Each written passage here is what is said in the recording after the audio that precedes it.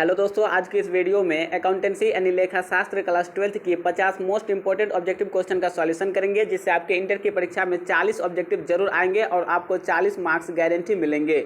सो आज की इस वीडियो को कंप्लीट देखिए और लाइक करके अपने दोस्तों को भी शेयर कीजिए, जिससे आपके दोस्तों को भी फायदे हो सके। तो चलिए आज की इस वीडियो को शुरू करते हैं। और आज की इस वीडियो का फर्स्ट क्वेश्चन यानी पहला क्वेश्चन, आय व्यय खाता तैयार किया जाता है। Income and expenditure account is prepared, यानी आय व्यय खाता तैयार किया जाता है, मतलब कि आय व्यय खाता किसके द्वारा तैयार किया जाता है। तो एक का सही आंसर हो जाएगा ऑप्शन सी, लाभ ना कमाने वाली संस्थान द्वारा, by not for profit organisation. आय व्यय खाता तैयार किया जाता है लाभ ना कमाने वाले संस्थान द्वारा, यानी एक का सही आंसर हो गया ऑप्शन सी। चलिए दूसरा क्वेश्चन देखते हैं। और नेक्स्ट हम लोगों का दूसरा नंबर क्वेश्चन है कि विशेष उद्देश्य के लिए प्राप्त दान दिखाई जाएगी। Donation received for specific objective will be shown, यानी विशेष उद्देश्य के लिए प्राप्त दान कहाँ दिखाई जाएगी।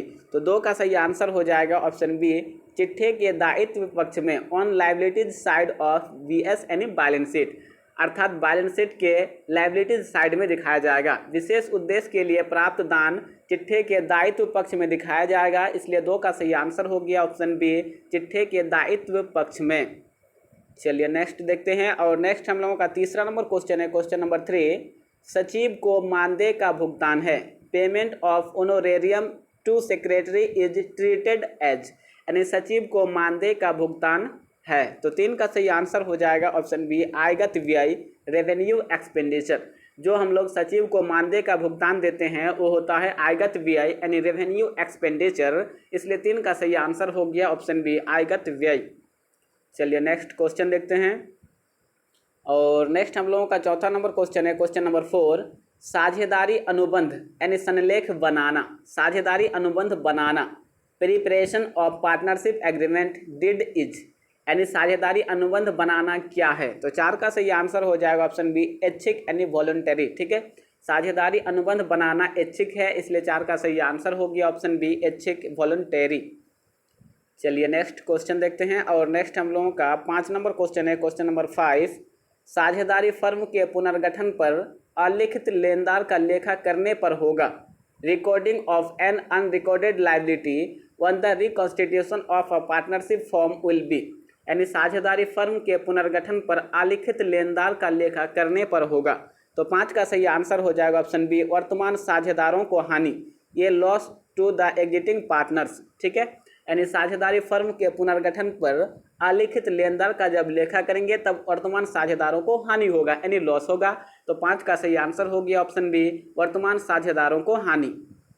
चलिए नेक्स्ट क्वेश्चन देखते हैं। और नेक्स्ट हम लोगों का 6 नंबर क्वेश्चन है, क्वेश्चन नंबर 6, साझेदार के प्रवेश पर पुनर्मूल्यांकन पर लाभ हानि को वहन करते हैं। Profit and loss on revaluation at the time of admission of a partner is borne by, यानी साझेदार के प्रवेश पर पुनर्मूल्यांकन पर लाभ हानि को वहन करते हैं। तो 6 का सही आंसर हो जाएगा ऑप्शन ये, पुराने साझेदार यानी ओल्ड पार्टनर्स। कौन करते हैं? तो पुराने साझेदार, यानी 6 का सही आंसर हो गया ऑप्शन ए। चलिए नेक्स्ट क्वेश्चन देखते हैं। और नेक्स्ट हम लोगों का 7 नंबर क्वेश्चन है, क्वेश्चन नंबर 7, राजेंद्र, सतीश तथा तेजपाल का पुराना लाभ विभाजन अनुपात 2:2:1 है। सतीश की सेवानिवृत्ति के बाद उनका लाभ विभाजन अनुपात 3:2 है, अधिलाभ अनुपात है। The world profit sharing ratio among Rajendra, Satish and Tejpal were 2:2:1। The new profit sharing ratio after Satish retirement is 2:2 और 3:2 द गेनिंग रेशियो ऑफ, यानी लाभ विभाजन मतलब कि लाभ अधिलाभ यानी लाभ अनुपात को हम लोगों को जानना है। तो 7 का सही आंसर हो जाएगा ऑप्शन सी, 1:1। अधिलाभ अनुपात है 1:1, यानी 7 का सही आंसर हो गया ऑप्शन सी। चलिए नेक्स्ट क्वेश्चन देखते हैं। और नेक्स्ट हम लोगों का, तो नीचे करते हैं। और नेक्स्ट हम लोगों का 8 नंबर क्वेश्चन है, क्वेश्चन नंबर 8, एक साझेदार के मृत्यु होने पर संयुक्त जीवन पॉलिसी की राशि को किसके पूंजी खाते में जमा किया जाता है। On the death of a partner the amount of joint life policy is credited to the capital accounts of, यानी एक साझेदार के मृत्यु होने पर संयुक्त जीवन पॉलिसी की राशि को किसके पूंजी खाते में जमा किया जाता है। तो 8 का सही आंसर हो जाएगा ऑप्शन बी, मृत साझेदार सहित सभी साझेदारों। All partners including the deceased partner, यानी मृत साझेदार सहित सभी साझेदारों के पूंजी खाते में जमा किया जाता है। तो 8 का सही आंसर हो गया ऑप्शन बी, मृत साझेदार सहित सभी साझेदारों। चलिए नेक्स्ट देखते हैं। और नेक्स्ट हम लोगों का 9 नंबर क्वेश्चन है, क्वेश्चन नंबर 9। साझेदार के प्रवेश पर पुराने स्थिति विवरण में दर्शाए गए संचय हस्तांतरित करेंगे। At the time of admission of a new partner general reserve appearing in the old balance sheet is transferred to. तो 9 का सही आंसर हो जाएगा ऑप्शन सी। ठीक है, देखते हैं। तो 9 का सही आंसर हो गया ऑप्शन सी, पुराने साझेदारों के पूंजी खातों में, ओल्ड पार्टनर्स कैपिटल अकाउंट। 9 का सही आंसर हो गया ऑप्शन सी। चलिए नेक्स्ट क्वेश्चन देखते हैं। और नेक्स्ट हम लोगों का 10 नंबर क्वेश्चन है, क्वेश्चन नंबर 10। लेनदार और देय विपत्र जैसे दायित्वों को वसूली खाते में हस्तांतरित करने के पश्चात भुगतान के संबंध में सूचना के अभाव में ऐसे दायित्वों का after transferring liabilities like creditors and bills payable in the realization account in the absence of any information regarding their payment such liabilities are treated as। तो 10 का सही आंसर हो जाएगा ऑप्शन बी, पूर्ण भुगतान होगा यानी फुल्ली पेड होगा। क्या होगा ऐसे दायित्वों का? पूर्ण भुगतान होगा यानी फुल्ली पेड। तो 10 का सही आंसर हो गया ऑप्शन बी। चलिए नेक्स्ट क्वेश्चन देखते हैं। और नेक्स्ट हम लोगों का 11 नंबर क्वेश्चन है, क्वेश्चन नंबर 11। वसीयत को मानना चाहिए, लिगेसीड शुड बी ट्रीटेड एज। वसीयत को क्या मानना चाहिए? तो 11 का सही आंसर हो जाएगा ऑप्शन सी, पूंजीगत प्राप्ति यानी कैपिटल रिसिप्ट। वसीयत को मानना चाहिए पूंजीगत प्राप्ति यानी 11 का सही आंसर हो गया ऑप्शन सी। चलिए नेक्स्ट क्वेश्चन देखते हैं। और नेक्स्ट हम लोगों का 12 नंबर क्वेश्चन है, क्वेश्चन नंबर 12। सामान्य उद्देश्य के लिए प्राप्त दान दिखाई जाएगी। Donation received for general purpose will be. सामान्य उद्देश्य के लिए जो प्राप्त दान होती है उसे किस में दिखाई जाएगी? तो 12 का सही आंसर हो जाएगा ऑप्शन ए, IVI खाते में, इन इनकम एंड एक्सपेंडिचर अकाउंट में। किसमें? तो IVI खाते में, यानी 12 का सही आंसर हो गया ऑप्शन ए। और नेक्स्ट हम लोगों का 13 नंबर क्वेश्चन है, क्वेश्चन नंबर 13 यानी 13।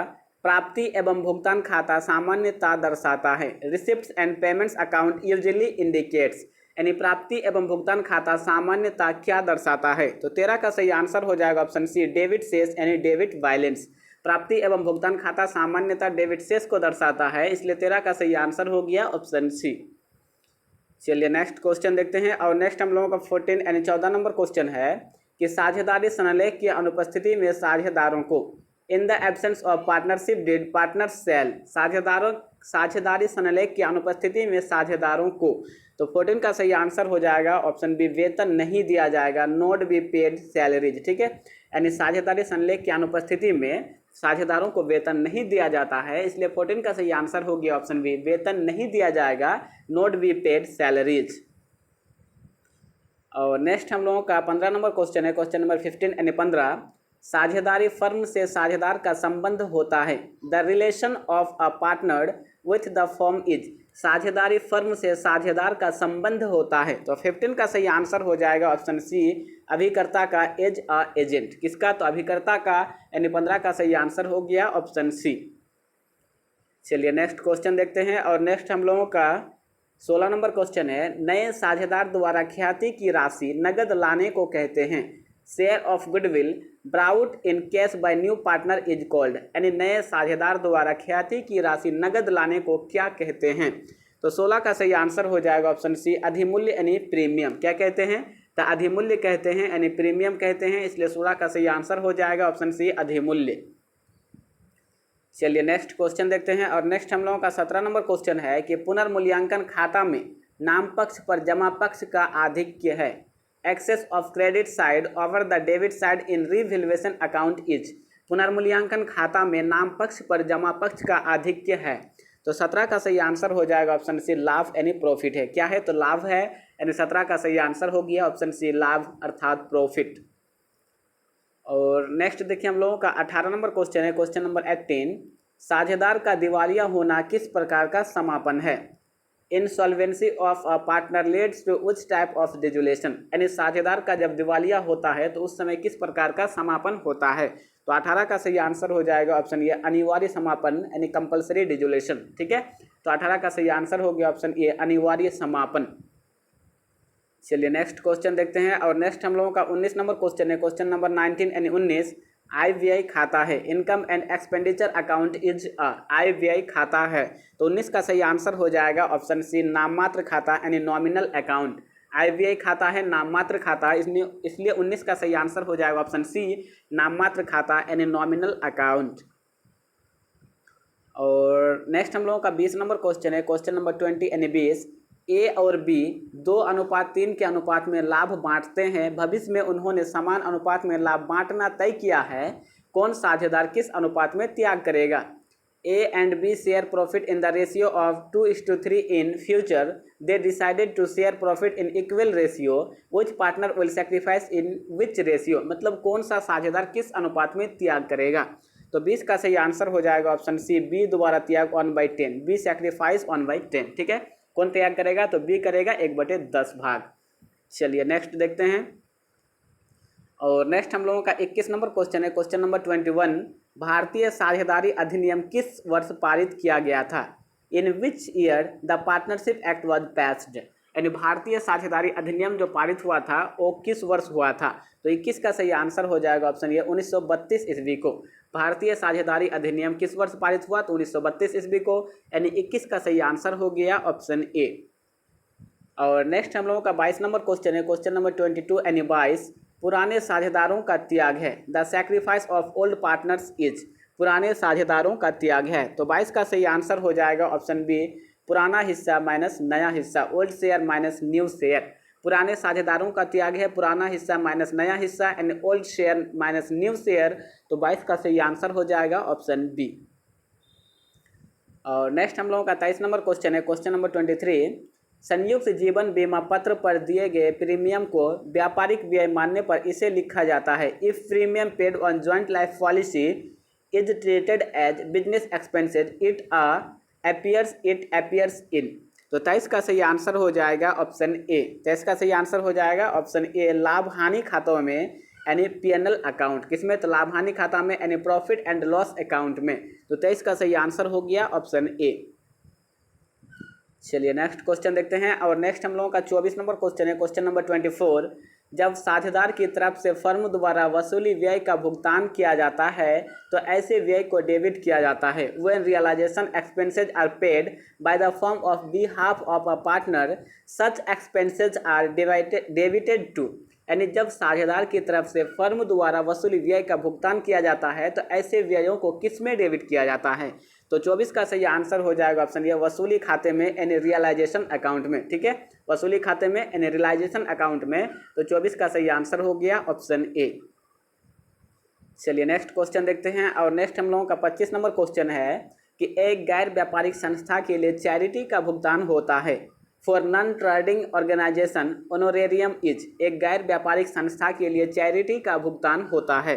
तो 25 का सही आंसर हो जाएगा ऑप्शन बी, आयगत व्यय यानी रेवेन्यू एक्सपेंडिचर। ठीक है, तो 25 का सही आंसर हो गया ऑप्शन बी।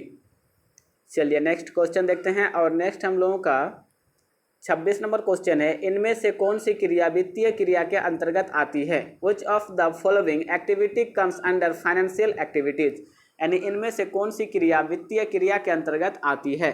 तो 26 का सही आंसर हो जाएगा ऑप्शन ए, समता अंशों के निर्गमन से प्राप्तियां, receipts from issuance of equity share. तो 26 का सही आंसर हो गया ऑप्शन ए, समता अंशों के निर्गमन से प्राप्तियां। चलिए नेक्स्ट क्वेश्चन देखते हैं। और नेक्स्ट हम लोगों का 27 नंबर क्वेश्चन है कि एक क्लब द्वारा प्राप्त आजीवन सदस्यता शुल्क को दिखाया जाता है, life membership fees received by a club is shown in, यानी एक क्लब द्वारा प्राप्त आजीवन सदस्यता शुल्क को दिखाया जाता है। तो 27 का सही आंसर हो जाएगा ऑप्शन बी, आर्थिक चिट्ठा में यानी बैलेंस शीट में। एक क्लब द्वारा प्राप्त जो आजीवन सदस्यता शुल्क होता है उसे बैलेंस शीट में यानी आर्थिक चिट्ठा में दिखाया जाता है। तो 27 का सही आंसर हो गया ऑप्शन बी, आर्थिक चिट्ठा में यानी बैलेंस शीट। और नेक्स्ट हम लोगों का 28 नंबर क्वेश्चन है, क्वेश्चन नंबर 28 यानी 28। प्राप्ति और भुगतान खाता है, receipts and payments account is अ, प्राप्ति और भुगतान खाता है। तो 28 का सही आंसर हो जाएगा ऑप्शन बी, वास्तविक खाता यानी रियल अकाउंट। प्राप्ति और भुगतान खाता है वास्तविक खाता। देखिए रिसिप्ट एंड रियल, याद रखिएगा कि receipt and payments account is a real account, यानी प्राप्ति और भुगतान खाता है वास्तविक खाता है। तो 28 का सही आंसर हो गया ऑप्शन बी। और नेक्स्ट हम लोगों का 29 नंबर क्वेश्चन है, क्वेश्चन नंबर 29। IVI खाता बनाया जाता है, income and expenditure account is prepared. IVI खाता बनाया जाता है, तो 29 का सही आंसर हो जाएगा ऑप्शन सी, लाभ ना कमाने वाले संस्थान द्वारा, by not for profit organisation, यानी लाभ ना कमाने वाले संस्था द्वारा। तो 29 का सही आंसर हो जाएगा ऑप्शन सी। चलिए नेक्स्ट क्वेश्चन देखते हैं। और नेक्स्ट हम लोगों का 30 नंबर क्वेश्चन है, क्वेश्चन नंबर 30। सचिव को मानदेय का भुगतान है, payment of honorarium to secretary is treated as. सचिव को मानदेय का भुगतान है, तो 30 का सही आंसर हो जाएगा ऑप्शन बी, आयगत व्यय यानी रेवेन्यू एक्सपेंडिचर। सचिव को मानदेय का भुगतान है, आयगत व्यय यानी रेवेन्यू एक्सपेंडिचर, तो 30 का सही आंसर हो जाएगा ऑप्शन बी। चलिए नेक्स्ट क्वेश्चन देखते हैं। और नेक्स्ट हम लोगों का 31 नंबर क्वेश्चन है, बकाया चंदा है, आउटस्टैंडिंग सब्सक्रिप्शन इज ए और N. Outstanding subscription is A और एन, यानी बकाया चंदा है, तो 31 का सही आंसर हो जाएगा ऑप्शन ये, आई यानी इनकम। बकाया जो चंदा है वो इनकम होता है यानी आय होता है, इसलिए 31 का सही आंसर हो गया ऑप्शन ए। और नेक्स्ट देख लीजिए। और नेक्स्ट हम लोगों का 33 नंबर क्वेश्चन है कि गैर व्यापारिक संस्थाओं में देताओं पर परिसंपत्तियों के आधिक्य को कहते हैं। The excess of assets over liabilities in non trading concern is termed as. तो 33 का सही आंसर हो जाएगा ऑप्शन ए, पूंजी निधि यानी कैपिटल फंड। गैर व्यापारिक संस्थाओं में देताओं पर परिसंपत्तियों के आधिक्य को पूंजी निधि यानी कैपिटल फंड कहते हैं, इसलिए 33 का सही आंसर हो गया ऑप्शन ए, पूंजी निधि यानी कैपिटल फंड। चलिए नेक्स्ट क्वेश्चन देखते हैं। और नेक्स्ट हम लोगों का 34 नंबर क्वेश्चन है, क्वेश्चन नंबर 34। एक गैर व्यापारिक संस्था के लिए मानदेय होता है, for a non trading concern honorarium is A और एन, यानी एक गैर व्यापारिक संस्था के लिए मानदेय क्या होता है, तो 34 का सही आंसर हो जाएगा ऑप्शन सी, व्यय यानी एक्सपेंस होता है। चलिए नेक्स्ट क्वेश्चन देखते हैं। और नेक्स्ट हम लोगों का 35 नंबर क्वेश्चन है, क्वेश्चन नंबर 35। यदि अस्पष्टता कुछ न दिया हो तो प्रवेश शुल्क को माना जाता है, entrance fees unless otherwise stated is treated as, यानी यदि अस्पष्टता कुछ न दिया हो तो प्रवेश शुल्क को क्या माना जाता है, तो 35 का सही आंसर हो जाएगा ऑप्शन बी, आयगत व्यय यानी रेवेन्यू इनकम। क्या माना जाता है, तो आयगत आय यानी रेवेन्यू इनकम, तो 35 का सही आंसर हो गया ऑप्शन बी। और नेक्स्ट हम लोगों का 36 नंबर क्वेश्चन है, क्वेश्चन नंबर 36। साझेदारी सनलेख की अनुपस्थिति में साझेदार को उनके द्वारा फर्म को दी गई अग्रिम राशि पर ब्याज दिया जाएगा। In the absence of partnership deed the partner shall be allowed interest on the amount advance to the firm, यानी साझेदारी सनलेख की अनुपस्थिति में साझेदार को उनके द्वारा फर्म को दी गई अग्रिम राशि पर ब्याज दिया जाएगा, कितने % दिया जाएगा, तो 36 का सही आंसर हो जाएगा ऑप्शन बी, @6%। कितना, तो 6%। और नेक्स्ट हम लोगों का 37 नंबर क्वेश्चन है, क्वेश्चन नंबर 37। कौन साझेदारी की विशेषता नहीं है, which one is not the feature of partnership, कौन साझेदारी की विशेषता नहीं है, तो 37 का सही आंसर हो जाएगा सीमित दायित्व। हाँ, तो साझेदारी की विशेषता नहीं है वो है सीमित दायित्व, ठीक है, यानी ऑप्शन सी। 37 का सही आंसर हो गया ऑप्शन सी, सीमित दायित्व यानी लिमिटेड लायबिलिटी। चलिए नेक्स्ट क्वेश्चन देखते हैं। और नेक्स्ट हम लोगों का 38 नंबर क्वेश्चन है कि साझेदारी समझौते के अभाव में साझेदारों को पूंजी पर ब्याज दिया जाएगा। In the absence of partnership deed interest on capital will be given to the partners at, यानी साझेदारी समझौते के अभाव में साझेदारों को पूंजी पर ब्याज दिया जाएगा, तो 38 का सही आंसर हो जाएगा ऑप्शन डी, इनमें से कोई नहीं, नन ऑफ दीज। चलिए नेक्स्ट क्वेश्चन देखते हैं। और नेक्स्ट हम लोगों का 39 नंबर क्वेश्चन है, चालू खाता है, करंट अकाउंट इज, चालू खाता है, तो 39 का सही आंसर हो जाएगा ऑप्शन ये, व्यक्तिगत खाता यानी personal account. Current account is a personal account, यानी चालू खाता जो होता है वो व्यक्तिगत खाता होता है, इसलिए 39 का सही आंसर हो गया ऑप्शन ए। चलिए नेक्स्ट क्वेश्चन देखते हैं। और नेक्स्ट हम लोगों का 40 नंबर क्वेश्चन है, क्वेश्चन नंबर 40। चल या परिवर्तनशील विधि से साझेदारों के पूंजी खाते पर ब्याज क्रेडिट किया जाता है। The interest on partners capital account under fluctuating method is to be credited to, यानी चल या परिवर्तनशील विधि से साझेदारों के पूंजी खाते पर ब्याज क्रेडिट किया जाता है, तो 40 का सही आंसर हो जाएगा ऑप्शन सी, साझेदारों के पूंजी खाते में पार्टनर्स कैपिटल अकाउंट में, तो 40 का सही आंसर हो गया ऑप्शन सी, साझेदारों के पूंजी खाते में यानी पार्टनर्स कैपिटल अकाउंट। चलिए नेक्स्ट देखते हैं। और नेक्स्ट हम लोगों का 41 नंबर क्वेश्चन है कि जब ऋण पत्रों को सहायक प्रतिभूति के रूप में जारी किया जाता है तो कौन सी प्रविष्टि करनी होती है? When debentures are issued as collateral security which entry has to be passed, यानी जब ऋण पत्रों को सहायक प्रतिभूति के रूप में जारी किया जाता है तो कौन सी प्रविष्टि करनी होती है?